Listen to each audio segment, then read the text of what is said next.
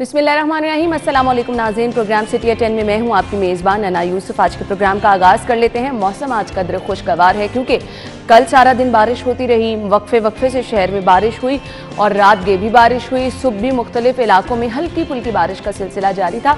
हवा भी चल रही है तो खुशनुमा सा हवा में एहसास भी हो रहा है। मानसून की बारिशें हैं, लेकिन अल्लाह ताला रहम करे। कल से जो इस्लामाबाद में हालात देख रहे हैं उसके बाद जी ये बारिशें जो कि रहमत हैं, रहमत ही रहें तो इनका ज़्यादा जो है वो फ़ायदा होता है। जहाँ कहीं ये ज़हमत बन जाए, हमने देखा कि कितना सारा नुकसान भी हो रहा है। तो अल्लाह ताला अपना ख़ास करम हम सब पे फरमाए। और जहाँ अल्लाह ताला के करम की बात कर रहे हैं वहीं ज़रूरी जी कोविड मौजूदा सूरत हाल भी है, वहाँ पर भी हमें अल्लाह ताला के करम की ज़रूरत है। लेकिन हमारी अपनी बेहतियाती हमें बार बार उस तरफ लेकर जा रही है जिस वक्त से हम गुजरे हैं और दोबारा से वो चीज़ें सामने आ रही हैं। शरह एक बार फिर से बढ़ती जा रही है, एक ही रोज़ में 6 अमवात। और हम अगर थोड़ा सा पीछे जाके देखें तो काफ़ी हद तक हमने खुद ही मेहनत करके सिचुएशन को कंट्रोल किया था। कुछ एक्स्ट्रा नहीं करना, कुछ नया नहीं करना, वही SOPs हैं जिनको आपने फॉलो करना है। तो प्लीज़ अभी आपके पास वैक्सीनेशन के ऑप्शन भी मौजूद है और आगे गवर्नमेंट की जानिब से, इंतज़ामिया की जानिब से, कमिश्नर साहब खुद बहुत एक्टिव हैं, उनकी जानिब से जो इक़दाम उठाए जा रहे हैं। बार बार ये कहा जा रहा है कि जी वैक्सीनेशन के लिए डोर टू डोर मुहिम की ऑप्शन भी है। सिम बंद करने, आई थिंक कि जब सिम बंद करने वाला स्टेप उठाया जाएगा फिर बहुत ज़्यादा लोग जो हैं आप देखेंगे धड़ाधड़ वैक्सीनेशन कराने जाते हैं। हम ये क्यों नहीं समझ रहे कि भाई हमारी अपनी सेहत है।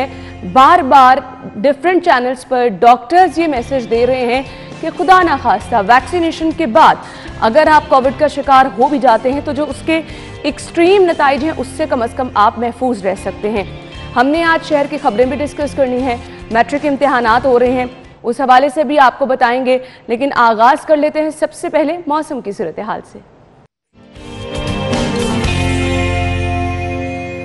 जी तो कोमल बाहर मौजूद हैं। हल्की फुल्की बारिश मुख्तलिफ इलाकों में सुबह हो रही थी। अभी मौसम की सूरत हाल क्या है, आज सारा दिन बारिश होगी या नहीं, मौसम कैसा रहेगा, कोमल की तरफ चलते हैं। जी कोमल।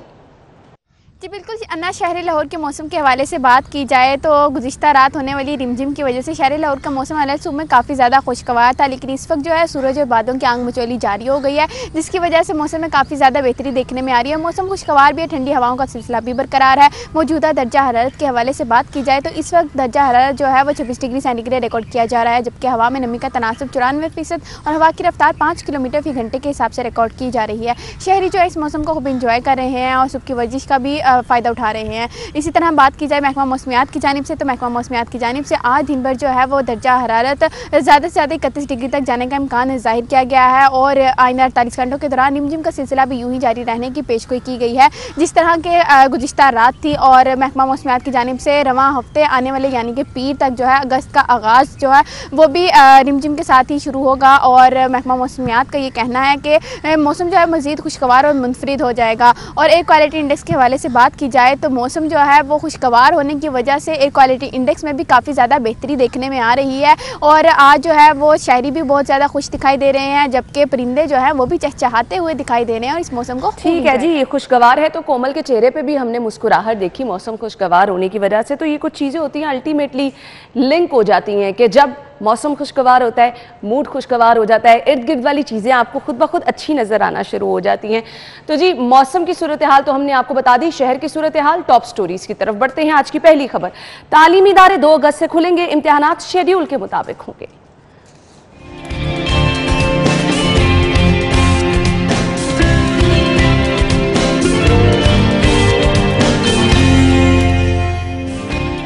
नज़ीर चौहान जेल से रिहा होते ही फिर गिरफ्तार तरीन ग्रुप का हंगामी इजलास। लाहौर डिवीजन का मास्टर प्लान खटाई में 51 करोड़ कंसल्टेंसी फीस डूबने का खदशा।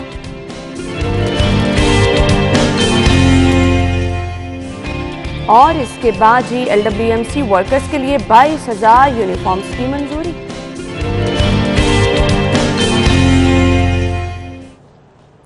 ये थी आज की टॉप स्टोरीज। खबरों को डिटेल में डिस्कस करेंगे। स्टूडियो में हमारे साथ हमारे सीनियर रिपोर्टर आमिर रजा खान साहब मौजूद हैं और आज मैं असाइनमेंट एडिटर कहना भूल गई। क्या हाल चाल है? अल्लाह करम बिल्कुल ठीक है। मौसम खुशगवार है और जब मैं कोमल से कह रही थी कि मौसम खुशगवार होने के बाद कोमल के चेहरे पे मुस्कुराहट है, आप स्टूडियो में मुस्कुरा रहे थे। अच्छा मैं तो मुस्कुराता हूँ, मौसम जो भी हो मैं आई लव नेचर, मतलब गर्मी है, सर्दी है, बहार है, नहीं ये तो ना, शदीद गर्मी में कोई नहीं मुस्कुराता। अच्छा मैं मुस्कुराता हूँ, पता नहीं क्यों मेरी आदत में है कि मुझे गर्मी भी बहुत अच्छी लगती है। और मैं कहता हूँ अल्लाह का शुक्र है कि इस मुल्क में गर्मी है, जिससे मेरी गंदम पक जाती है, आम पक जाते हैं, हमारा पसीना निकल जाता है, जिससे गंद जो है वो स्किन से बाहर आ जाता है।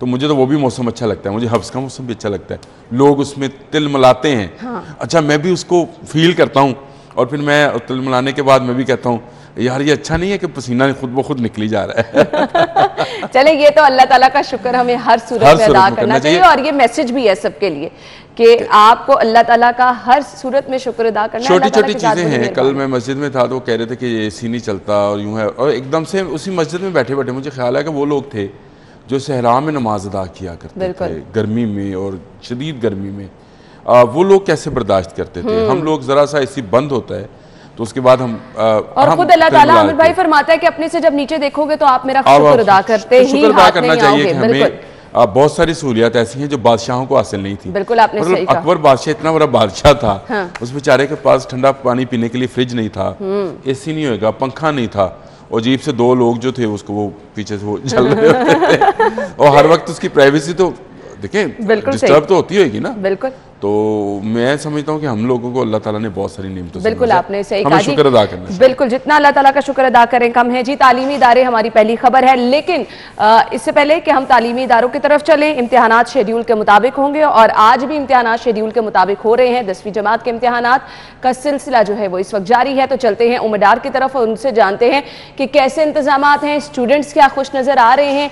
तो उमर की तरफ चलते हैं। जी उमर बताइएगा, इस वक्त आप इम्तिहानी सेंटर के बाहर मौजूद हैं, इम्तिहानात जो हैं वो शेड्यूल के मुताबिक कहा गया था हो रहे हैं। आज कौन सा इम्तिहान लिया जा रहा है, स्टूडेंट्स कितने आपको वेल प्रिपेयर्ड नजर आए, इंतजामात कितने बेहतरीन हैं? जी बिल्कुल, लाहौर बोर्ड के तहत जो है मैट्रिक के सालाना इम्तिहानात का आज आगाज़ हो गया है, और आज जो है वो अरबी का जो है इम्तिहान लिया जा रहा है। और जी उमर, जी उमर कहिएगा कौन कौन से पेपर्स आज लिए जा रहे हैं? जी आज अरबी का जो है वो पेपर जारी है, और आज 29 जुलाई से 6 अगस्त तक जो है ये मैट्रिक के सालाना इम्तिहानात जो हैं जारी रहेंगे। इसके अलावा अगर बात की जाए इंतज़ामात की तो हर जो तमाम इम्तिहानी मराकज़ हैं वहाँ पे दफ़ा 144 का जो है नफाज किया गया है। इसके अलावा जो कोरोना SOPs हैं उन पर भी जो है सख्ती से अमल दरामद जो है वो यकीनी बनाया गया है, और जो तलबा तालबात हैं उनको जो है समाजी फासले और जो है फेस मास्क की जो है उनको पाबंदी करवाई जा रही है। जी ठीक है, thank you so much Umar, हमारे साथ मौजूद थे। और मैट्रिक इम्तिहानात का सिलसिला जारी है, इस वक्त पेपर हो रहा है, और जी इम्तिहानी सेंटर के बाहर हमारे रिपोर्टर मौजूद थे जिनके मुताबिक इंतजामात भी अच्छे हैं, सोशल डिस्टेंस भी मेंटेन किया गया है, मास्क का इस्तेमाल भी ज़रूरी बनाया गया है। आमिर भाई को ये कमेंट करना चाहेंगे आप, पेपर्स हो रहे हैं तो मेरे ख्याल से जो कल भी फैसला किया गया कि शेड्यूल के मुताबिक होंगे, अच्छा फैसला है। ऑल्दो कोविड सूरत हाल हमारे सामने है, लेकिन जब सब कुछ खुला है तो हम क्यों स्कूल कॉलेजेस इम्तिहानात पर आके ही तमाम चीज़ें सख्ती कर देते हैं? अच्छा ये बात आपकी ठीक है कि जब सब दुकानें खुली हैं, कारोबारी मराकज़ खुले हैं, आपने किसी हद तक सिनेमास को भी इजाज़त दे दी, बाकी चीज़ों को भी दे दी, स्कूल्स के लिए इसलिए कि हमारे बच्चों का मामला है, और मैं तो अभी इसके खुलने के हक में नहीं हूँ। जब तक आपके तमाम टीचर्स और आपका जो सपोर्टिंग स्टाफ होता है स्कूल के अंदर, तो होने चाहिए ना? पेपर्स को तो होने दें, पेपर्स रहने दें, पेपर्स एक अलग चीज़ है। आप मुझे बताएं जो पेपर्स पे तैनात ड्यूटी ऑफिसर्स हैं, जितने भी वहाँ पे प्रोफेसर टीचर्स या उनका जो हेल्पिंग स्टाफ है, क्या सब वैक्सीनेटेड है? नहीं, बिल्कुल ठीक है। देखिए असल बात तो ये है, मैं अपनी बेटी को स्कूल क्यों भेजूं जब मुझे पता है कि उस स्कूल का जो आया है उसको अभी तक वैक्सीनेट नहीं किया गया है, जो टीचर्स हैं उनको नहीं है, जो प्रिंसिपल है उसको नहीं है, तो क्यों भेज दूं मैं उसको? मैं उसकी ज़िंदगी क्यों रिस्क में डालूं? गवर्नमेंट ज़रूर 2 अगस्त को स्कूल खोले, पहले उससे पहले गवर्नमेंट और प्राइवेट स्कूल्स में वैक्सीनेशन का अमल मुकम्मल करे। अच्छा, वहाँ जो चौकीदार हैं, वहाँ गार्ड्स हैं। आप कैसे ये कह सकते हैं कि वैक्सीनेटेड नहीं है, वैक्सीनेशन नहीं कराए? कैसे आप कह सकते हैं? नहीं आया ना प्राइवेट स्कूल्स में, प्राइवेट स्कूल्स में है ना, अभी तक कोई डायरेक्शंस नहीं आई हैं। देखिए हमारे सामने मिसालें भी तो है ना, अमेरिका में भी तमाम वैक्सीनेशन नहीं हुई लेकिन स्कूल्स खुले हैं बहुत सारे। नहीं देखें, अमेरिका जैसे मुल्क में आप ये नहीं कह सकते कि वहाँ वैक्सीनेशन नहीं हुई। वहाँ जहाँ पब्लिक इन्वॉल्व है वहाँ के तमाम स्टाफ को उन्होंने पाबंद किया है। वैक्सीनेशन नहीं हुई, आपको कैसे पता है? आपने नहीं हुई ना, किसी को पाबंद नहीं किया गया है। मैं मेरी बेटी है, स्कूल जाती है और उसके स्कूल में कोई ऐसी डायरेक्शंस नहीं आई कि तमाम स्टाफ जो है वो वैक्सीनेशन कराए। वालिदैन तक तो ये बात नहीं पहुंची है। तो हमारे सामने तो इसका मतलब ये है, आप CNN देखें, आप मुझे बात सुने, CNN देखें या ना देखें, मैं तो अपना शहर देखूंगा। मैं CNN क्यों देखूंगा? ठीक है ना, मुझे अपना शहर देखना है, करवाने जा रहे हैं, मुझे अपना शहर देखना है जहां पर अभी तक आपका कमिश्नर ये कह रहा है कि हम सिम्स बंद करेंगे, वैक्सीनेशन कराएं, आप मास्क पहने, आप पार्क्स पे जाने में बंदी लगा रहे हैं। सवाल ये है कि अगर बाकी मुमालिक जहां पर बरतानिया में, मुझे बाकी मुमालिक से क्या लेना देना? लेकिन हमने हमारे सामने मिसाल है ना आमिर भाई, आप मिसालें ना दें। मेरे सामने मिसाल ये है कि हज नहीं होने दिया उन्होंने वैक्सीनेशन के बगैर। उन्होंने कहा जी 31 जुलाई के बाद सब कुछ खुले, 1 अगस्त से आप वैक्सीनेशन, 1 अगस्त के बाद आप एयर ट्रेवल नहीं कर सकते हैं। हम मॉडर्न और आप मेरे बच्चे को कह रहे हैं कि आप स्कूल जाओ बगैर इसके कि आप स्कूल से ले सकते हैं। आमिर भाई हम मॉडर्न ममालिक को मिसाल बनाते हैं ना, अगर हमने कुछ नहीं, करना हो, हम अपने आप को मिसाल बनाते हैं। बदतरीन कोरोना की सूरत हाल आप मुझे ये बताएं, बदतरीन कोरोना की सूरत हाल होगी, उन्होंने काबू पा लिया होगा, उनके वैक्सीनेशन रेशियो क्या है, वहां पर लोग किस तरह पाबंदी करते हैं मास्क की, उसको छोड़ दें। मैं अपने शहर की बात करता हूं। स्कूल नहीं खुलने चाहिए? नहीं, मेरा स्टांस ये है कि स्कूलों के तमाम स्टाफ की वैक्सीनेशन होनी चाहिए। अच्छा, इसको यकीनी बनाया जाए। इसको यकीनी क्या, सर्टिफिकेट्स वालिदैन को दिखाएं। मेरे बच्ची जहां जाती है, मेरी बच्ची जहां ना, 1 मिनट, आप ठीक कह रहे हैं, आपका पॉइंट बिल्कुल ठीक है। सरकारी स्कूलों का क्या कसूर है? क्या वहां पर ऑनलाइन क्लासें हुई हैं? फिर एक चीज को हम बिल्कुल नहीं, आप बिल्कुल डिफरेंट बात करती हो। आप ये कहती हो कि सरकारी स्कूल का क्या कसूर है। भाई मैं कहता हूं गवर्नमेंट सरकारी स्कूल और प्राइवेट स्कूल्स को पाबंद क्यों नहीं करते हैं? आपको ये बयान क्यों देना पड़ता है कि बगैर मास्क पार्कों में दाखिला बंद, बर्थ सर्टिफिकेट वैक्सीनेशन से मशरूत, आपको क्यों देना पड़ रहा है? सिम्स बंद कर देंगे। कैप्टन उस्मान ने बयान दिया, मैंने तो नहीं दिया ये बयान। आप जब ये दे रहे हैं तो कैप्टन उस्मान ये भी बयान दे दें कि तमाम स्कूल जो हैं वो अपने तमाम स्टाफ के सर्टिफिकेट्स देने के पाबंद हैं, तब हम अपने बच्चे मेरी बात सुने। आमिर भाई ये इकदाम क्यों उठाए गए? कैप्टन उस्मान ने क्यों बयान दिया है? इसीलिए ना कि लोग नहीं करवाते हैं, नहीं करवा रहे ना, तो यही चाह रहे ना लोग वैक्सीनेशन करवाएं। इंतहाई इकदाम उठाया जाए तो लोग वैक्सीनेशन कराए ना, लेकिन स्कूल बंद क्यों हो? इस चीज को यकीनी, वैक्सीनेशन नहीं है तो वैक्सीनेशन के लिए इकदाम उठा, मुहिम शुरू करने जा रहे हैं, डोर टू डोर मुहिम शुरू करने जा रहे हैं। मुहिम जो है उसको भी रहने दे, एक तरफ रखें। आप ऑनलाइन आप इस बात को लेके जाएंगे। आप कह रहे हैं स्कूलों में जब तक वैक्सीनेशन नहीं, आप डोर टू डोर कह रही हैं। आप मुझे बताएं, एक सवाल, आप किस मोहल्ले में रहती हैं, जिस इलाके में रहती हैं? आप एक सवाल का जवाब, मैं बता दूंगी आपको। आप जिस सोसाइटी में रहती हैं मुझे बताएं किस घर में आए वैक्सीनेशन लगाने? आप सिर्फ अभी तो आप डोर टू डोर कह रही हैं, शुरू करनी है, अभी तो शुरू करनी है, अभी तो प्लान। इस तरह नहीं होता ना। एक सवाल का जवाब दे दे, एक सवाल। 1.5 साल आपके स्कूलों की बंदिश रही और सरकारी स्कूलों में हमने देखा कि कैसे ऑनलाइन क्लासेस नहीं, चले प्राइवेट स्कूलों में तो अब हम कितनी देर स्कूल बंद रखें? और कब का स्कूल बंद रखें? भाई एक छोटा सा प्रोसेस है कि तमाम टीचर्स को वैक्सीनेट कर दें, बात खत्म। अब आप कहती हैं कि स्कूल में 2 अगस्त को खोल दें, 1 अगस्त से पहले जैसे आपने कहा कि वो बंदा ट्रैवल नहीं कर सकता एयरलाइन पे जो वैक्सीनेशन नहीं कराएगा, आप कह दें जी वो बंदा पढ़ा नहीं सकता, स्कूल में चौकीदार आया। भाई हम आपसे सिर्फ यही सुनना चाहते थे। हम फिलहाल एक ब्रेक ले लेते हैं नाज़रीन, ब्रेक के बाद आपको ज्वाइन करेंगे, हमारे साथ ही रहिएगा।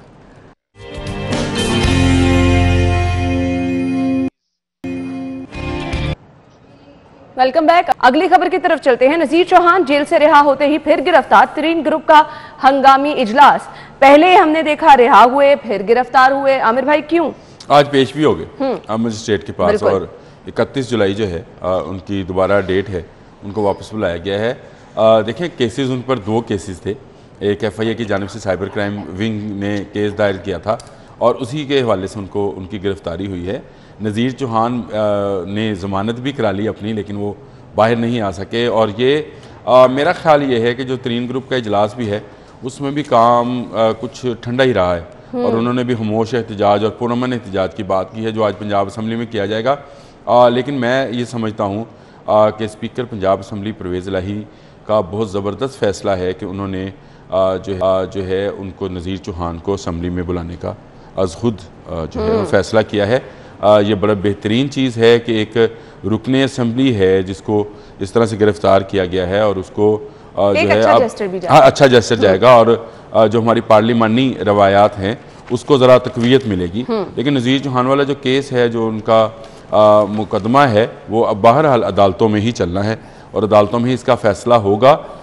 अभी उनकी दूसरे मुकदमे में जो है वो गिरफ्तारी हो गई, FIA को 2 दिन का रिमांड मिल गया। 31 जुलाई को दोबारा पेश होंगे मजिस्ट्रेट के सामने, उसके बाद उनकी ज़मानत का फ़ैसला किया जाएगा। मेरा ख्याल है कि इस केस को जितनी जल्द गवर्नमेंट ख़त्म कर ले या अदालतों में जितनी जल्दी इसका फ़ैसला हो जाए बेहतर है। ये एक मौजूए बहस बना हुआ है मुख्तलिफ हलकों में भी, और इससे बहुत सारे ऐसे हलके जो हम नहीं चाहते हैं कि वो मंजर आम पर उनको भी तकवीत मिलेगी। तो मेरा ख्याल है नज़ीर चौहान केस का फैसला जितनी जल्द हो जाए उतना बेहतर है। बिल्कुल, आपने बजा फरमाया कि जितनी जल्द फैसला हो जाए उतना ही बेहतर होगा।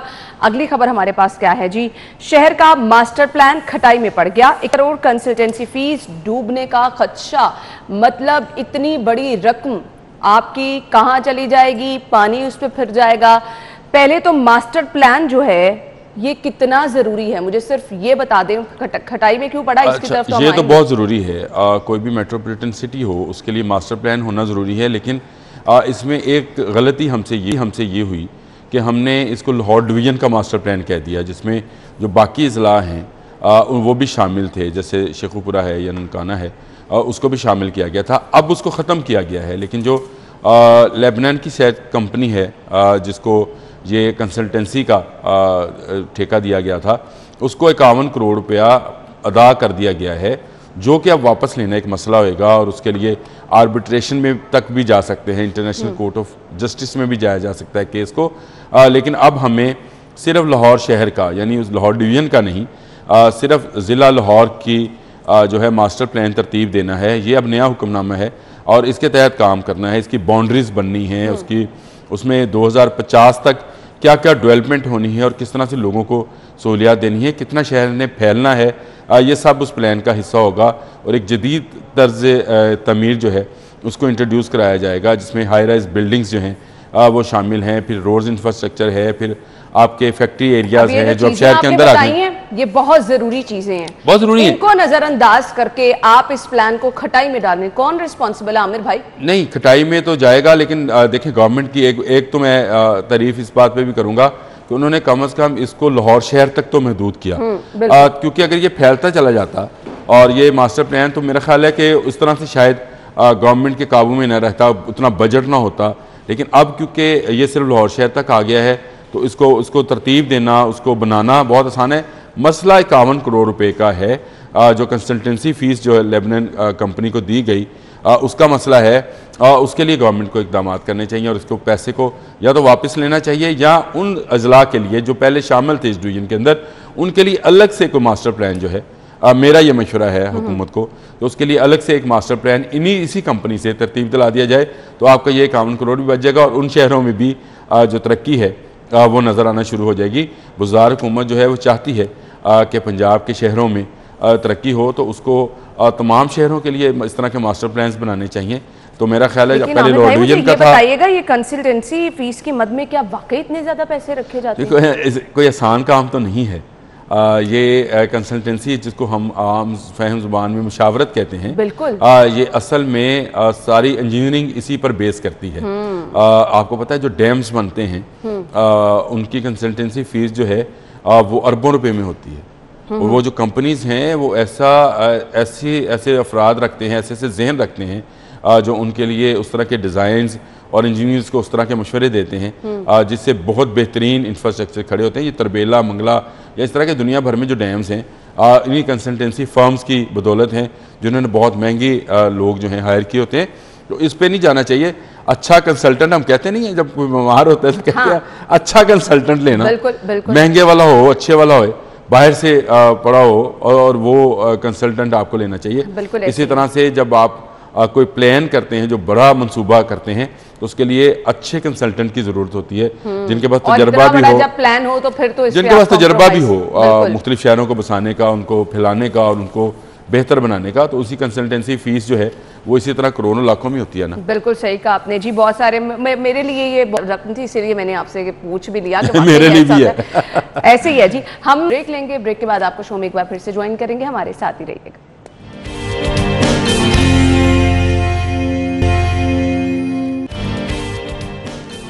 ब्रेक के बाद खुशामदीद। और LWMC की जानिब से ईद पर अच्छा काम किया गया तो मेरे ख्याल से इनाम दिया जा रहा है, लेकिन ये चीज़ें ज़रूरी भी हैं। खबर ये है जी, LWMC वर्कर्स के लिए 22,000 यूनिफॉर्म्स की मंजूरी, नए जूते और जैकेट्स भी फराहम किए जाएंगे। जी आमिर भाई, अच्छी बात है। और इससे पहले मुझे उस बात पर खुशी हुई थी जो वज़ीर आला ने ऐलान किया था कि इनको बोनस दिया जाएगा जिन्होंने ईद पे काम किया है LWMC के लोगों ने। राफिया हैदर जो हैं बड़ी एनर्जेटिक वुमेन हैं और वो जहाँ पर जाती हैं वो अपना काम करके दिखाती हैं। तो इस दफ़ा उन्हें टास्क देखे कैसा दिया गया, ईद से 2-3 दिन कबल उनको चार्ज दिया गया और उसके बाद वो ऐसी एक्टिव हुई और ऐसा उन्होंने अपना शोबा एक्टिव कर लिया कि मैं हैरान था। मैंने खुद आपको पिछले प्रोग्राम में, ईद से दूसरे दिन प्रोग्राम था जिसमें बताया था कि मैंने शिकायत दर्ज कराई और उस पर अमल हो गया। बिल्कुल। और उसके बाद फिर एक मुझे शिकायत आई थी और मैंने वहाँ पे खुद दर्ज कराई और उस पर अमल दरामद हो गया। ये पाइन एवेन्यू से मुझे शिकायत आई, नईम गिलानी साहब ने कहा जी कि वहाँ पे बहुत गंद है, तो मैंने वो कहा ये कोई मसला नहीं है, करवा देते हैं। तो वो शिकायत दर्ज कराएं, आपका हो जाता है काम। तो इस तरह का सिस्टम अगर बनाना है तो आपने वर्कर्स को खुश रखना है, अप्रिशिएट करना बहुत जरूरी है। वो चाहे आप बोनस की सूरत में करें, वो चाहे आप उनको, लेकिन उससे भी ज़्यादा ना ज़रूरी ये है कि आप वर्कर्स जो हैं उनको कभी ये एहसास ना होने दें कि आपके ऑफिसर्स और आपकी गवर्नमेंट आपके साथ नहीं है। ये यूनिफॉर्म एक जेस्चर है। मैं आपको सच्ची बात बताऊं, जिस शोबे में, जिस महकमे में, जिस अदारे में इस तरह की चीज़ें की जाती हैं, वर्कर्स को छोटे छोटे इंसेंटिव्स दिए जाते हैं। हालांकि ये यूनिफॉर्म मैं समझता हूँ कि एक मामूली चीज़ है। आपने अगर अपने वर्कर्स को यूनिफॉर्म देने तो वो पहचाने जाते हैं कि ये ट्रैफिक वाले हैं, ये पुलिस वाले हैं, ये आर्मी के लोग हैं, ये डॉक्टर्स हैं, ये तमाम यूनिफॉर्म में रहते हैं। तो इसी तरह से ये जो हमारे सफाई वाले हैं जो कि हमारा डाला हुआ गंद साफ करते हैं, जो हमें सिखाते हैं कि सिविलाइज्ड माशरे किस तरह से साफ़ रहते हैं, उनको मेरा ख्याल है कि जितनी मराद दी जाएं कम हैं। इनके लिए गवर्नमेंट को चाहिए कि इनके लिए हाउसिंग कॉलोनीज़ बनाई जाएं, इनको आसान शराइत पर कर्ज़े दिए जाएं, इनके लिए बेहतर से बेहतर इंतजाम, हेल्थ फैसिलिटीज़ इनके लिए अलग से चाहे हों, लेकिन बहुत बेहतरीन किस्म की हेल्थ फैसिलिटीज़ हों। ये वो लोग हैं जो हमारे शहर को, हमारे गली मोहल्ले को, हमारे इलाके को साफ़ रखते हैं। तो इनको फैसिलिटी देनी चाहिए क्योंकि ये गंदगी उठाते हैं, इसलिए ये जरासीम का ज़्यादा शिकार होते हैं। तो हेल्थ की फैसिलिटीज़ मेरी राफिया दर से भी है कि इसके लिए कोई अगर ऐलान करा सकें और बुज़दार हुकूमत भी जो है इनके लिए हेल्थ फैसिलिटी के हवाले से अगर इंश्योरेंस करवा सके तो ये बहुत अच्छा होगा। बिल्कुल। और साथ ही साथ जहाँ पे हम कोविड की बात कर रहे हैं आमिर भाई, ये चीज़ें वैक्सीनेशन की बात करें तो ये चीज़ें भी यहाँ पे इम्प्लीमेंट होना उतनी ही ज़्यादा ज़रूरी है, ताकि जहाँ हम बाकी लोगों की सेहत का ख्याल रख रहे हैं तो हमें पता हो जी हमारे जितने वर्कर्स हैं वो भी महफूज हैं। अगली खबर हम डिस्कस करने वाले हैं शाहकाम चौक फ्लाईओवर की 50% पाइलिंग मुकम्मल, 10 गुना दरख्त लगाए जाएंगे। कल हमने फिरोजपुर रोड पे भी अपने नाज़रीन को मनाज़िर दिखाए जिस तरह से रोड बैठ गया। आमिर भाई, इन मनसूबों के साथ मसाइल बहुत ज़्यादा जुड़े हैं और ख़ुद कल दुर्रे आप बता रहे थे कि DGLDA इस चीज़ को कह रहे हैं कि जी ऑलरेडी मसाइल बहुत ज़्यादा हैं और फिर ये मनसूबे लेट होना बनता भी है क्योंकि मसाइल ऑलरेडी इतने ज़्यादा हैं। देखिए, आपको तंग तो होना होगा जब इस तरह के मनसूबे बनाए जाएंगे जो अवामी फैसिलिटीज़ के हों।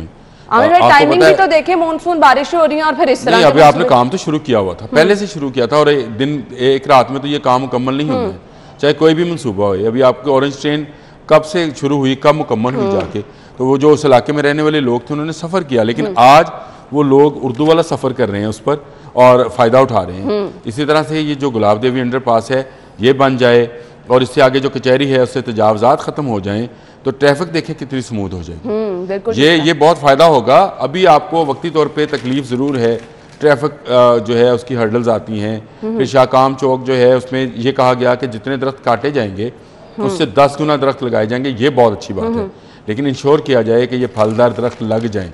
मैं फलदार जानबूझकर बोल रहा हूँ कि लाहौर में फलदार दरख्त जो हैं वो बहुत कम हो गए और इसको ज़रूर लगना चाहिए। इफ्तिखार अहमद साहब जब PHA में थे वाइस चेयरमैन, तो उन्होंने ये मुहिम शुरू की थी। नहर किनारे में भी 2 दरख्त लगा के आया था फलदार।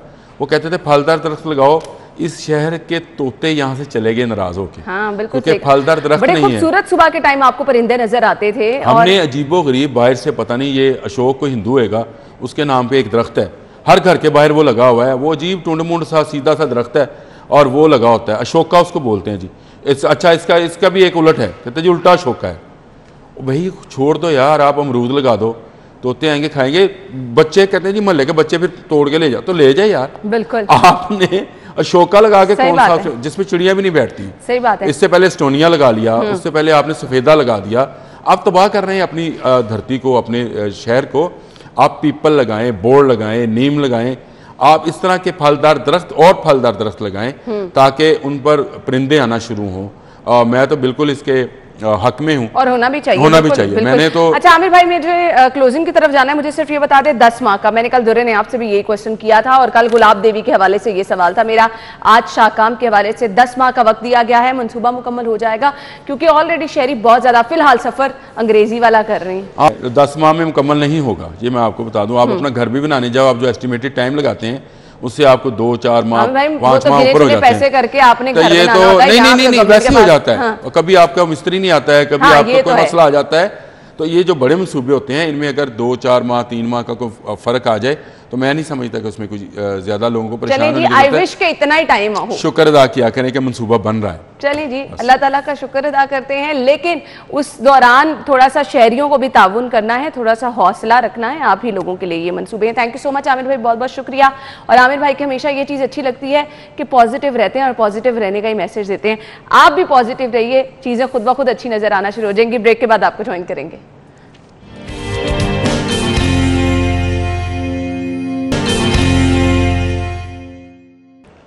वेलकम बैक नाज़रीन। प्रोग्राम के इस हिस्से में हम बात करने वाले हैं शहर लाहौर की ट्रांसपोर्ट की मिसालें दी जाती थी और अब बहुत सारे रूट्स ऐसे हैं जहां पर पब्लिक ट्रांसपोर्ट का आपको नामो निशान नहीं नज़र आ रहा।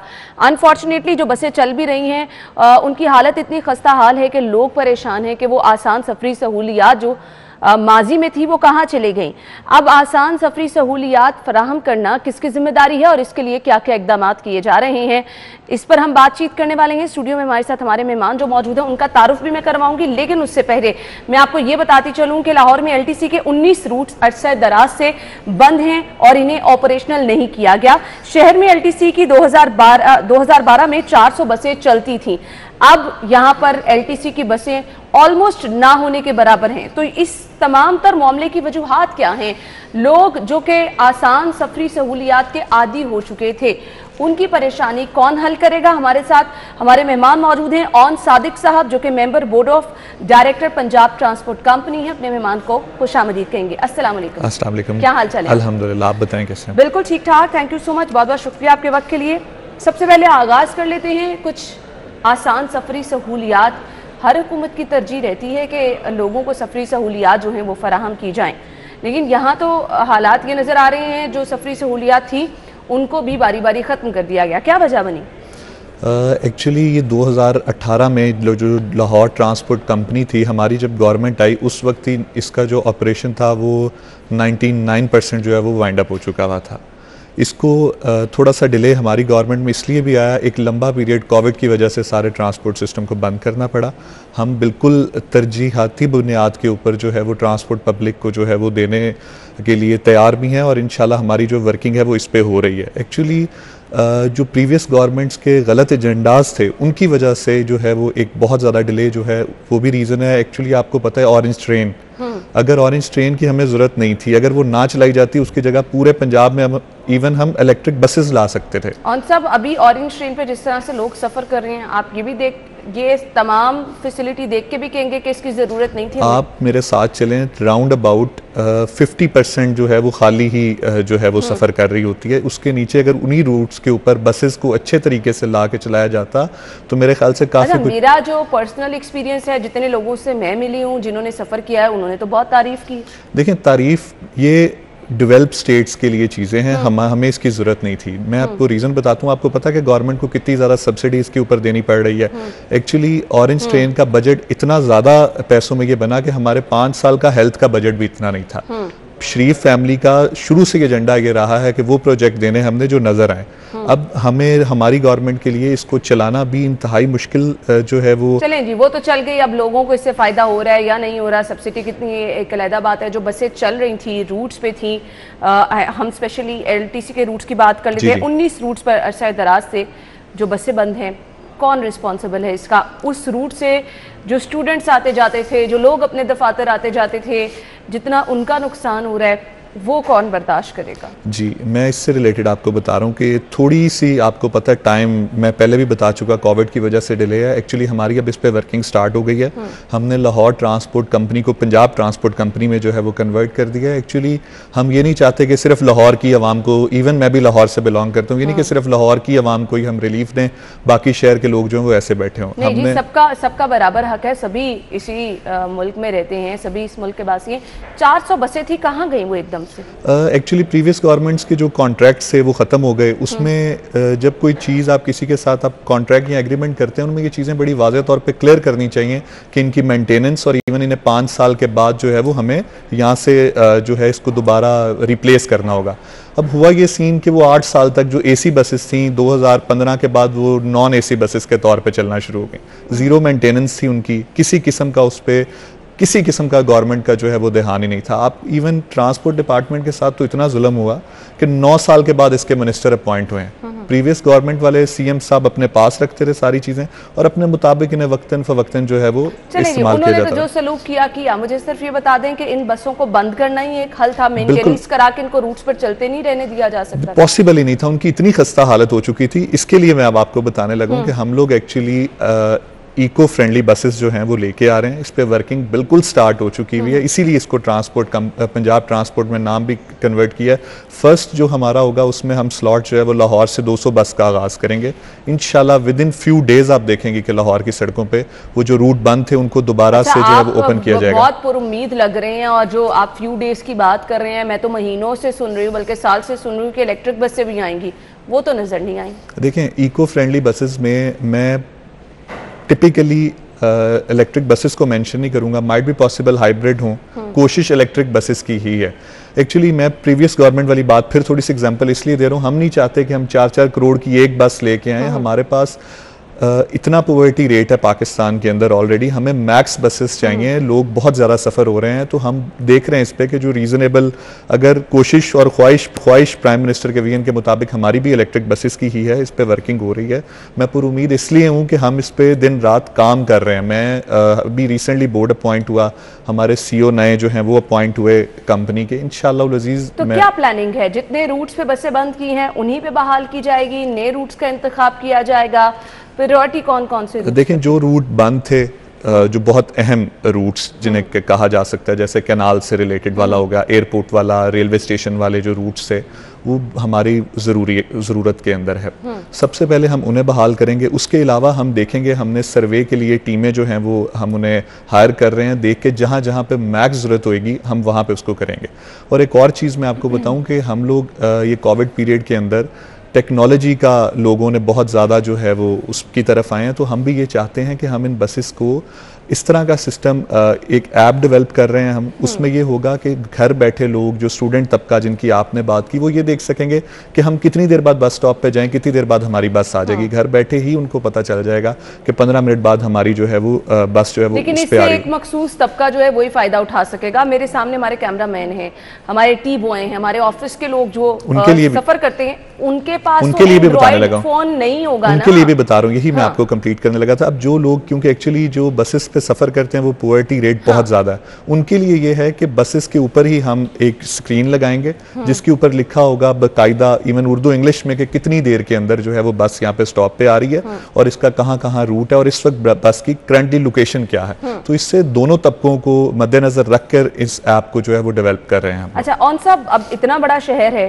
और इतने बड़े शहर में एकदम से सफरी सहूलत दे देना तमाम रूट्स पर, तमाम इलाकों में पॉसिबल नहीं है। बिल्कुल ऐसे। तो जहां पर अभी बसें मौजूद हैं उनकी हालत बहुत खस्ता हाल है, उनकी मेंटेनेंस का कोई प्लान नहीं है कि चलें आप नई चीज़ें तो ऐड करते जा रहे हैं, कम से कम जो हैं उनकी बेहतरी पर भी तो काम करना है ना। एक्चुअली आप आई गेस मेट्रो बस या स्पीडो से रिलेटेड बात कर रहे हैं। एग्जैक्टली, मेट्रो के हालात आप देख रहे हैं, एसी खराब हो चुके हैं, टायर आए रोज जो है वो ब्लास्ट हो रहे हैं, हर रोज अच्छा, ये पंजाब ट्रांसपोर्ट कंपनी में इसका नहीं आता, इसके लिए स्पेसिफिक एक अथॉरिटी है, ट्रांजिट अथॉरिटी। उनके लास्ट टाइम आप शायद आपके ही शो में देखा मैंने कि उनके जो है वो उसको भी दोबारा से जो है नया एग्रीमेंट हो चुका है किसी रशियन कंपनी के साथ, ठीक है। और अब इस तरह के एग्रीमेंट्स नहीं होंगे कि हमारी गवर्नमेंट के साथ ही एग्रीमेंट रहेंगे।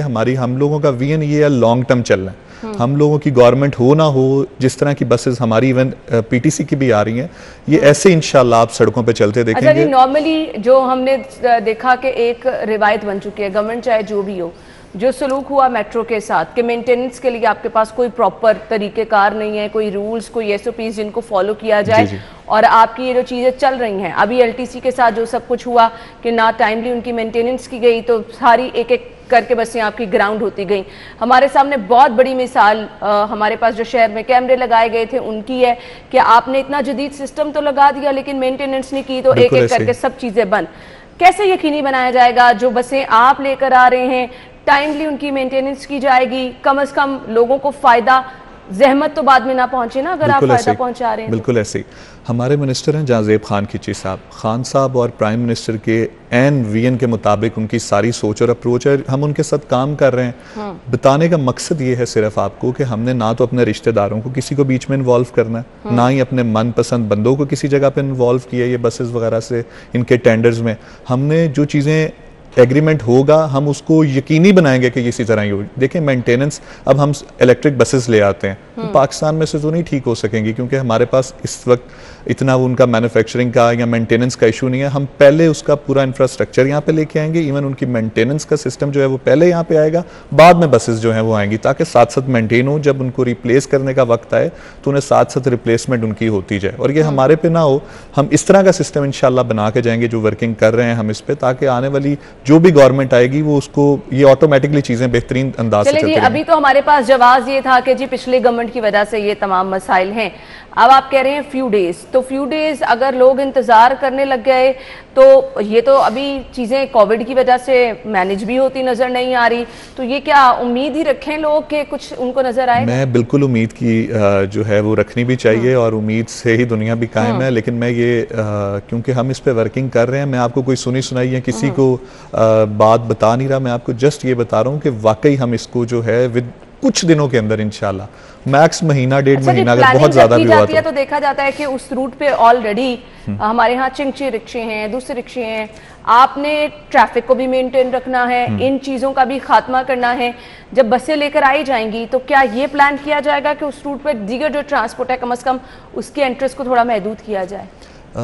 डेफिनेटली इसको इस तरह से हम एक्चुअली हमारे बोर्ड मेंबर सीटीओ लाहौर भी हैं, ठीक है, तो उनके साथ भी जो है हम जो है वो कोऑर्डिनेट करके कोई रूट्स का इस तरह का सीन होगा कि मैक्स कम से कम टाइम लगे।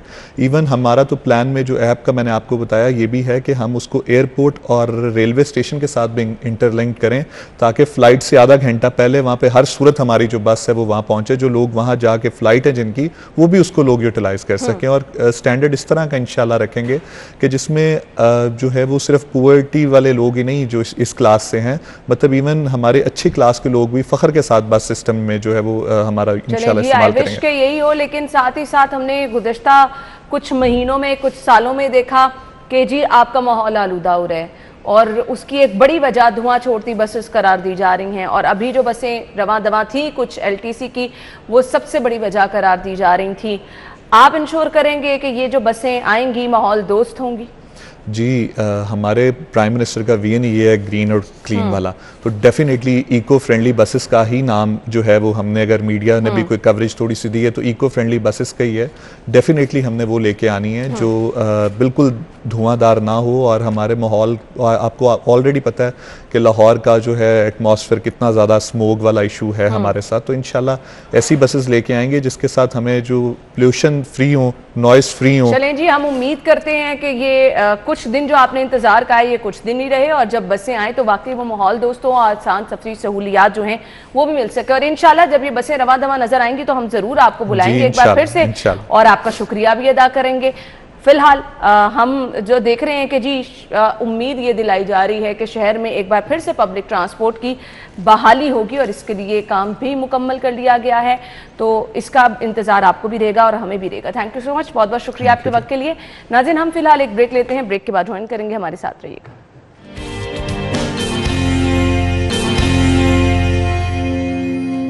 वेलकम बैक नाज़रीन। प्रोग्राम के इस हिस्से में आपको मिलवाएंगे जी आज के हमारे एक स्पेशल मेहमान से। बचपन में ही हर किसी का ख्वाब होता है। छोटे बच्चों से आप जब भी पूछे ना कि आपने क्या बनना है, तो बच्चे कहते हैं जी हम डॉक्टर बनेंगे, बड़े होके पायलट बनेंगे।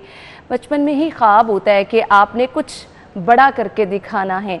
और जब बचपन में आप जहाज़ उड़ता देखते हैं तो वो आपको वाकई इतना फैसिनेट कर रहा होता है कि बहुत सारे बच्चे सिर्फ जहाज़ देख के कहते हैं कि जी हम पायलट बनेंगे। खैर ये छोटी छोटी ख्वाहिशें होती हैं जो बचपन में ही आप ख्वाब अपनी आंखों में सजा लेते हैं। और कुछ लोग इन ख्वाबों को लेकर हमें बहुत ज़्यादा एक्टिव भी नज़र आते हैं और कुछ लोग सोचते भी नहीं हैं और वो अल्लाह ताला खुद ब खुद रास्ते ऐसे बना देता है कि आप उस तरफ चले जाते हैं। कुछ लोग ख्वाब ये देखते हैं कि जी वो डॉक्टर बनेंगे, लेकिन कुछ रास्ते ऐसे बन जाते हैं कि बिल्कुल ही ट्रैक जो है वो चेंज हो जाता है। तो हमारे आज के मेहमान जो हमारे साथ मौजूद हैं जी पायलट हैं, उनका तारुफ मैं आपके साथ कराती चलूं। कैप्टन जवाद महमूद साहब ने हमें ज्वाइन किया है, तो उनकी लाइफ का कुछ एक्सपीरियंस जानेंगे और वो लोग जो कि पायलट बनना चाहते हैं उनके लिए कुछ गाइडलाइन भी हम चाहेंगे कि वो शेयर हमारे साथ करें। अपने मेहमान को खुशामदीद कहेंगे। अस्सलाम वालेकुम। वालेकुम अस्सलाम। क्या हाल चाल है? बिल्कुल ठीक ठाक, शुक्रिया। थैंक यू सो मच, बहुत बहुत शुक्रिया आपके वक्त के लिए। सबसे पहले तो जैसे मैंने कहा ना कि बचपन में ही सभी लोग ख्वाब देख लेते हैं। बच्चों से पूछो क्या बनना है तो वो कहते हैं जी हम बड़े होकर पायलट बनेंगे, हम डॉक्टर बनेंगे, हम इंजीनियर बनेंगे। बचपन का ख्वाब था क्या? बिल्कुल बचपन का नहीं था। एक्चुअली मैं फोर्सेस में जाना चाहता था। अच्छा। लेकिन ज़्यादातर मुझे फ्लाइंग का शौक था। अच्छा।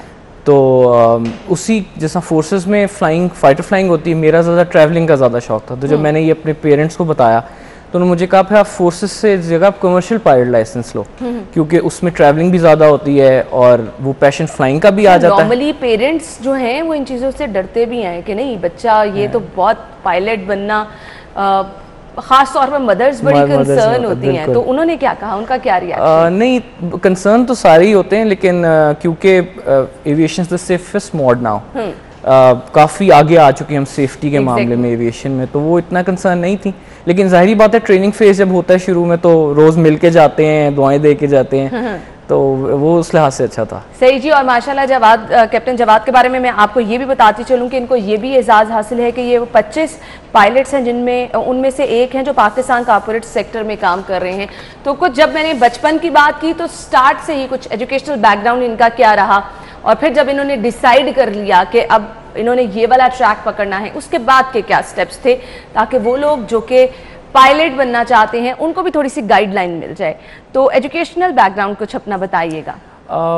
मैंने इंजीनियरिंग की है, telecom engineering from fast national university. मेरे फादर, जैसे मैं आपको बता रहा था कि जब भी आप कहते हो मैंने ये चीज़ करनी है, तो मेरे एक फादर का पॉइंट ऑफ व्यू था कि आपके पास सेकंड प्लान होना चाहिए। हाँ। क्योंकि पाकिस्तान में एविएशन अभी बहुत ज़्यादा ब्लूम नहीं की हुई, तो प्लान बी के तौर के ऊपर मैंने इंजीनियरिंग की थी। और मैं जितने भी लोग अब फ्लाइंग में करना चाहते हैं तो normally criteria 12th standard for flying start करने के लिए, लेकिन मैं सबको यही कहता हूँ कि कोशिश करें कि बैचलर्स करके आएँ। सही। एक तो आप बहुत ज़्यादा ग्रूम हो चुके होते हैं, आपको स्टडीज़ का बहुत बेहतर पता होता है, क्योंकि एविएशन की स्टडीज़ के मामले में थोड़ा बहुत लोग कहते हैं कि ज़्यादा पढ़ाई नहीं होती, लेकिन काफ़ी पढ़ाई होती है। अच्छा। क्योंकि आपको और मुश्किल होती है क्या? मुश्किल भी होती है। मुश्किल भी होती है, ठीक है। क्योंकि 15 से 16 अपने स्पेशलाइज सब्जेक्ट्स हैं जो आपने कहीं और नहीं पढ़े होते। अच्छा। तो अगर आपका बैचलर्स डिग्री का बैकग्राउंड है तो आपको थोड़ा सा इजी हो जाता है। अगर आप इंटर के बाद आते हैं तो आपके लिए थोड़ा सा मुश्किल होता है। सही सही। शौक अगर है तो आप कर सकते हैं, लेकिन मैं सजेस्ट यही करता हूँ लोगों को कि बैचलर्स के बाद आए।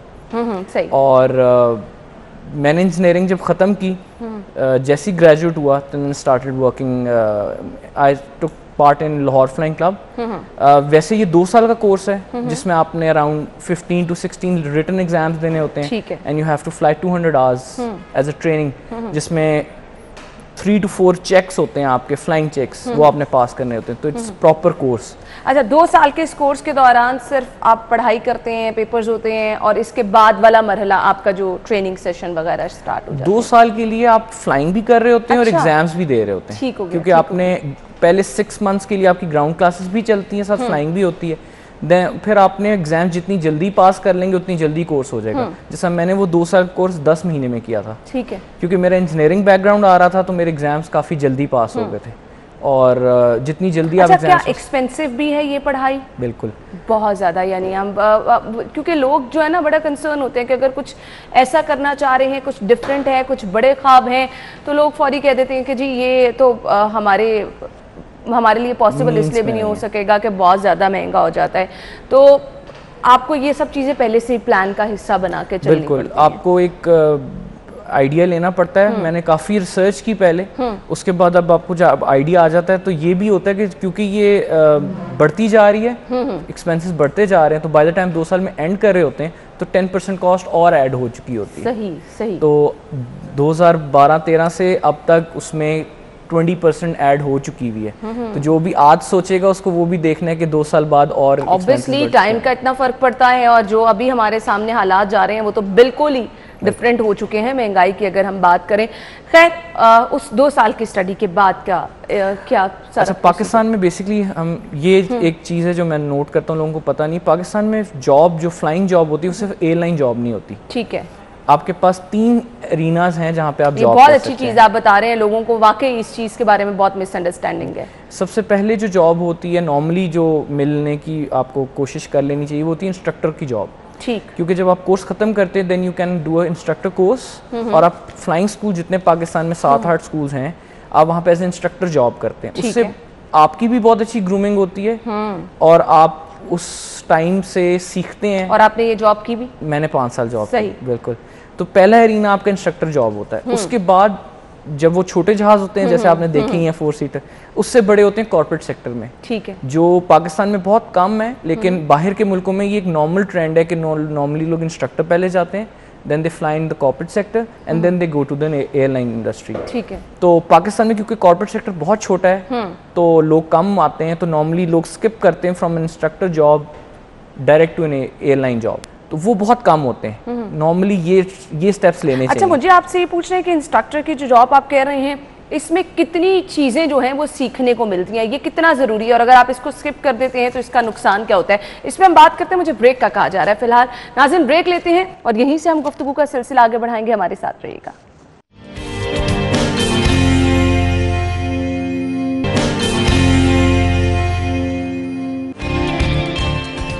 Welcome back. कैप्टन जवाद हमारे साथ मौजूद हैं और उनसे कुछ उनके पायलट बनने का एक्सपीरियंस हम जान रहे हैं, तो गुफ्तगू का सिलसिला आगे बढ़ाएंगे। आपको लगता है कि जो कोर्स आपने किया, जिस दौरान आपने कहा कि जी ये ट्रेनिंग बहुत ज़्यादा ज़रूरी होती है, उसमें कुछ ऐसी चीज़ें लाजमी तौर पर सीखने को मिलती हैं कि अगर आप वो कोर्स नहीं करें, स्किप हो जाएं, तो फिर आगे जाकर उसका नुकसान होता है? बिल्कुल। जो इंस्ट्रक्टर कोर्स है वो करने के बाद एक तो आपको वो लॉन्ग टर्म आपकी कैरियर में भी हेल्प करता है, क्योंकि जब आप टॉप पे पहुंचते हैं तो हमेशा से इंस्ट्रक्टर एक प्लस पॉइंट होता है। बिल्कुल। और दूसरा मेरे ख्याल से क्योंकि पाकिस्तान में जो कोर्सेज हम करते भी हैं उनको पॉलिश करने के लिए आपको और आवर्स मिलते हैं जिसमें आप पढ़ाते हुए ज़्यादा सीखते हैं। और क्योंकि ये कोर्स बहुत ज़्यादा जल्दी वाला हमारे नौजवानों में वो है ना कि अगर आपने कुछ स्टार्ट किया, आपकी एजुकेशन मुकम्मल हुई, अब बस जल्दी से हमें सीट मिल जाए, जॉब मिल जाए और हम हवा में उड़ते नजर आए। ये बहुत मुश्किल होता है। ये आपने बहुत अच्छा पॉइंट बताया। नॉर्मली आप देखेंगे कि कोई भी प्रोफेशन जो है वो 4 से 5 साल के बाद आप उसमें सेटल हो जाते हैं। एविएशन ऐसा नहीं है, आपको कम से कम 7 से 8 साल स्ट्रगल करना पड़ता है। 7 से 8 वजह क्या है? एक तो जॉब्स कम है, ठीक है। दूसरा ये कि ये एक ऐसी जॉब है जो आपको परखती है पूरी तरह से, आपको देखती है कि आप do you have the thing, यानी इतनी बारीक भी नहीं है कि आपके पास थोड़ा सा भी कॉम्प्रोमाइज वाला चांस नहीं है। स्किल्स आपने अपने अंदर डेवलप करने पड़ते हैं। You have to be dependable, punctual, उसके अलावा ये सारी चीजें आप अपने सॉर्टेड आउट पर्सनालिटी का हिस्सा होनी चाहिए और ये बहुत जबरदस्त चीजें। बिल्कुल। आप स्टैंड आउट ही ऐसे करते हो। पाकिस्तान में नॉर्मली 150 पायलट्स हर साल ग्रेजुएट होते हैं। जॉब से पहले आप में ये सब खूबियां थी कि इसको साथ साथ डेवलप बनानी पड़ती हैं। सही बनानी पड़ती हैं। आप देखते हो अपने इर्द गिर्द, क्योंकि जब आप कम्पीट कर रहे होते हो, क्योंकि पाकिस्तान में एविएशन इंडस्ट्री बहुत छोटी सी है, तो पर ईयर आपको सिर्फ 10 जॉब्स निकलती हैं, तो you have to compete in the lot तो उसमें आपको एजुकेशन के साथ, बहुत ज्यादा मेहनत करनी पड़ती होगी फिर तो। आपने कहा सिर्फ 10 जॉब हैं और उनमें अपने आप को शामिल करना, एग्जैक्टली तो ये तो बहुत बड़ी बात हो जाती है। तो अभी भी जो लोग कर रहे हैं, मैं यही नॉर्मली उनको कहता हूँ कि जब 150 ग्रेजुएट हो रहे हैं पर ईयर, तो you have to be in the top 10, फिर आप कहो कि मुझे जॉब मिल सकती है। लेकिन अगर आप स्लैक कर रहे हो, आप उसको 100% नहीं दे रहे, तो एविएशन में बहुत मुश्किल है। जॉब क्राइटेरिया क्या है, मतलब आपकी सिलेक्शन किन बुनियादों पर होती है कि आपको अपनी स्टडी कंप्लीट करने के बाद भी कहीं ना कहीं कोई ऐसा पॉइंट जिसकी वजह से आप मिस हो जाएं? ऑब्वियसली एजुकेशन, जो आपके एग्जाम्स होते हैं नॉर्मली वो इतनी वास्ट फील्ड है कि वो पूरी ज़िंदगी पढ़ना पड़ता है आपको। लेकिन अगर शुरू में आप नहीं ठीक तरह पढ़े, तो जो स्टैंड आउट होता है वो होता है जो पढ़ ज़्यादा रहा है। क्योंकि फ्लाइंग स्किल्स जो है वो टाइम के साथ डेवलप हो रहे होते हैं, तकरीबन सबके हो रहे होते हैं, वो शुरू में ही चेक हो जाते हैं। जैसे हमारी पहली फ्लाइट होती है, तो पहली फ्लाइट में वो हमारे इंस्ट्रक्टर जो हमारे साथ बैठता है, वो हमें नोट कर रहा होता है कि आपको डर तो नहीं लग रहा, आपको हाइट फोबिया तो नहीं है।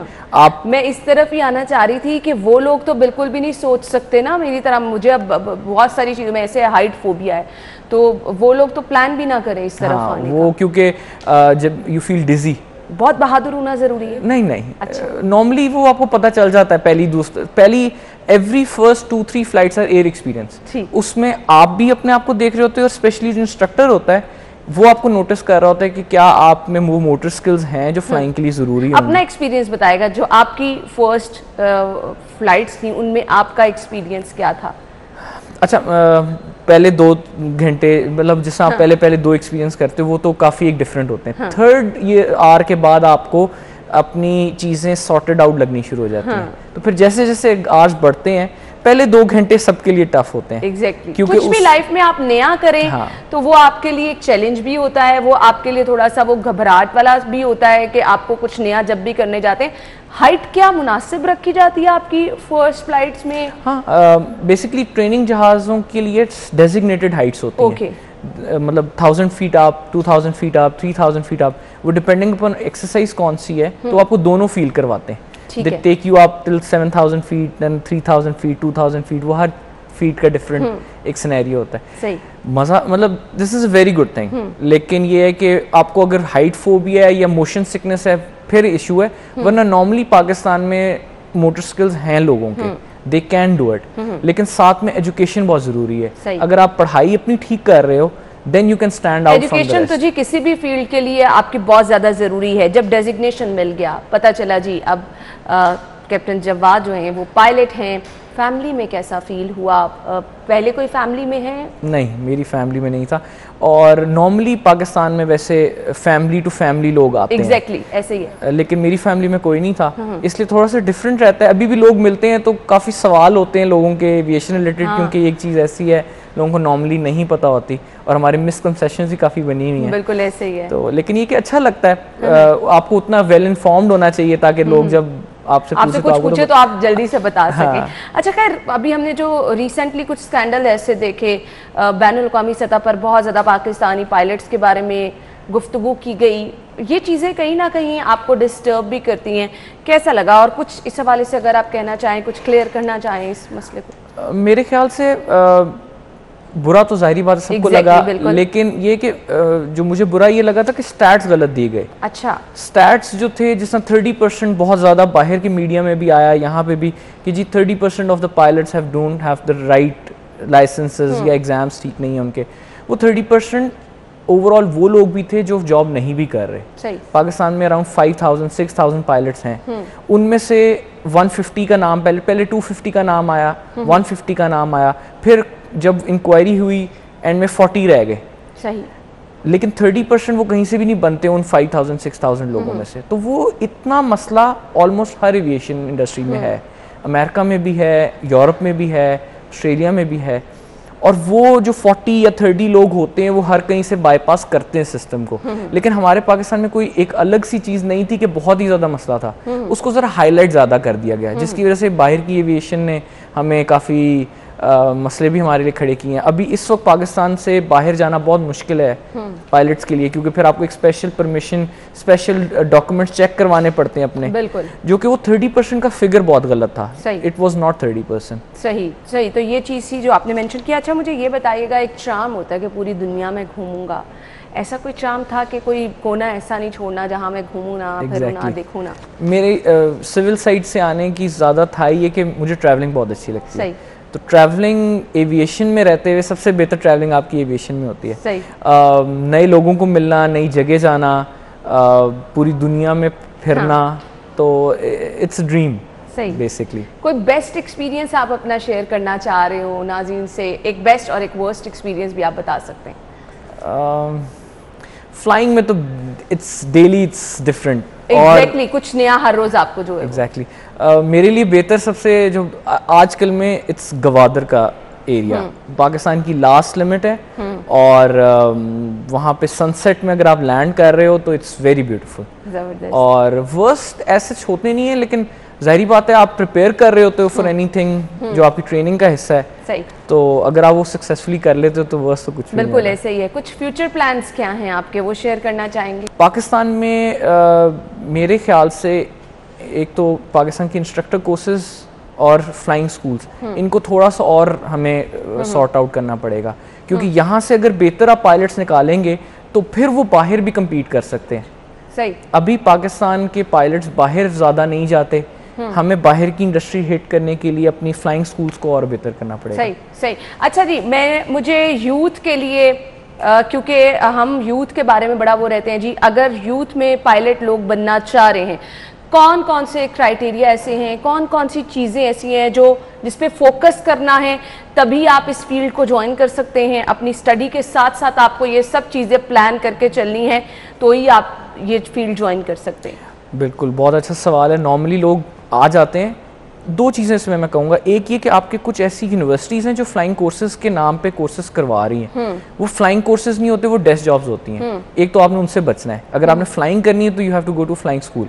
सेकेंडली, पढ़ाई के साथ साथ कुछ स्किल्स आपको अपने अंदर बनाने पड़ेंगे, जिसमें प्रॉब्लम सॉल्विंग स्किल्स हैं, या आपको पंक्चुअलिटी है आपके अंदर, यानी ये पर्सनालिटी का हिस्सा आपको बनानी पड़ेंगी अपने। सही। बिल्कुल, आप स्लैक करके, आप लेट आकर, आप इररिस्पॉन्सिबल होकर, चाइल्डिश होकर ये जॉब नहीं कर सकते। सही।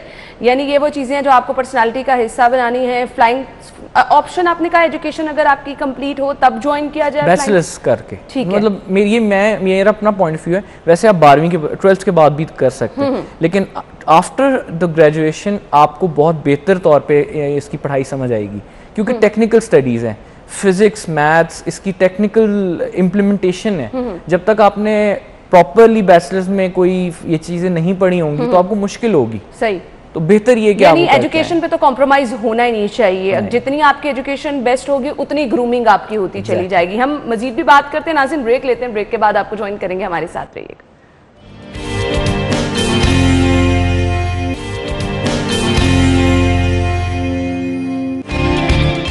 Welcome back. Captain Jawad Mahmood हमारे साथ मौजूद हैं। हम गुफ्तगू का सिलसिला आगे बढ़ाएंगे। आपने कहा कि स्टडी पे कॉम्प्रोमाइज़ बिल्कुल नहीं होना चाहिए, बहुत ज़्यादा ज़रूरी है, और अगर आप बैचलर के बाद करेंगे तो आपके लिए बहुत ज़्यादा आसानी हो जाती है।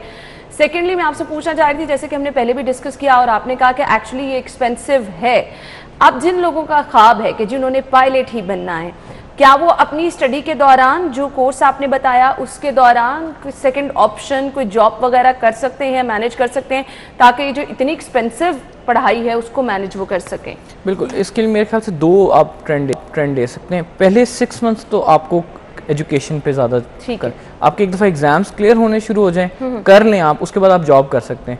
दूसरी मेरी तरफ से ये भी सजेशन होगी कि एविएशन रिलेटेड जॉब करें, ठीक है, कोशिश करें ताकि आप एविएशन से कोई जुड़े रहें। ऑप्शंस हैं तो आप शेयर कर सकते हैं। बिल्कुल, एयरपोर्ट मैनेजमेंट वाले कोर्सेज जो होते हैं उनमें आप एयरपोर्ट रिलेटेड या फ्लाइट ऑपरेशंस रिलेटेड काम कर सकते हैं, जब तक कि कहीं ना कहीं आपको भी कनेक्टेड रखते हैं, फायदा पहुंच रहा होता है। ठीक हो गया। तो यानी आप ये मैनेज कर सकते हैं अपनी जॉब को भी, और फर्स्ट 6 मंथ्स के बाद आप कर सकते हैं। ठीक है, आप मैनेज कर सकते हो। यानी अगर आप कुछ करना चाह रहे हैं और अगर आपको बहुत ज़्यादा एक्सपेंसिव ये लग रहा है और आपने मैनेज करना है, तो आप फर्स्ट 6 मंथ अपनी पढ़ाई को दें, उसके बाद जो है आप मैनेज कर लें कि किस तरह से आपने चीज़ों को लेके चलना है, तो आपके लिए आसान हो जाएगा कि आप अपनी जॉब भी लेके चलें और साथ ही साथ अपनी पढ़ाई को भी कंटिन्यू रख सकें। जो आपने इंस्ट्रक्टर का कोर्स बताया, मुझे बताइएगा वो कितने अरसे पर होता है और कंप्लीट करके आप फौरी तौर पर जॉब के लिए अप्लाई कर सकते हैं? बिल्कुल, इट्स 6 मंथ्स कोर्स, उसमें आप 30 आवर्स फ्लाई करते हो, उसमें भी एक एग्जाम होता है, लेकिन वो कोर्स करने के बाद आप कर सकते हैं जॉब। सही, बिल्कुल सही। कोई मैसेज देना चाहें देखने वालों को आप? मेरे ख्याल से फ़्लाइंग बहुत अच्छा कैरियर है, लेकिन इसमें सिर्फ ये कि हमें ट्राई करना चाहिए कि हम इंटरनेशनल स्टैंडर्ड्स पे करें। पाकिस्तान में कोर्स ने भी किए जाते हैं, आपको उनका करिकुलम भी देखना चाहिए, क्योंकि एम ये होना चाहिए कि you have to be in, वो उसमें compete करना है आपने, ना कि आपने पाकिस्तान के लेवल का कर लिया and then you slack off और आप कहते हैं मैंने इसी जगह गुजार लिया।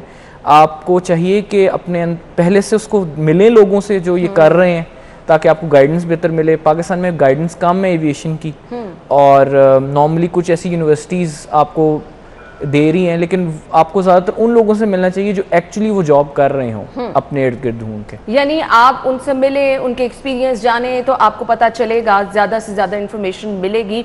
हमारी एकेडमीज, हमारी ये सब इंटरनेशनल लेवल की नहीं है क्या?